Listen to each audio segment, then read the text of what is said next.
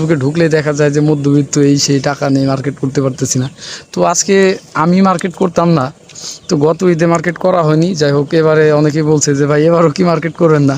তো গত ঈদে আমি যে আপনার রমজান ঈদ গেছে, ওই ঈদে আপনার কিছুই কেনা হয়েছিল না।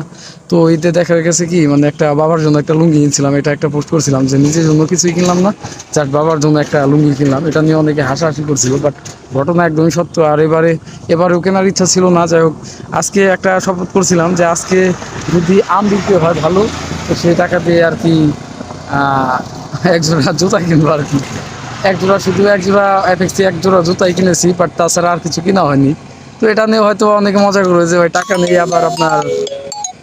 নেই আবার আপনি এফএক্সিকে জুতাও কিনেন, কেমনি সম্ভব? অনেকেই ফেসবুকে ঢুকলেই দেখা যাইতেছে কি আপনার শুধু বলতেছে যে টাকার অভাবে মার্কেট করতে পারলাম না, এই পারলাম না, সেই পারলাম না। তো আমি নাগরপুরে এখন জুতার মার্কেট সব থেকে এফএক্স মানে আপনার সর্বোচ্চ দামি জুতা, সেই মার্কেটে গেলাম, মানে এত পরিমাণ ভিড় যে আপনার সেখানে গিয়ে যে এক জোড়া জুতা কিনবো, সেই জুতা মানে দ্বিতীয় সাইজ নেই, এরকম একটা পরিস্থিতির শিকার হতে হয়েছে আমাকে যে জুতা কিনতে।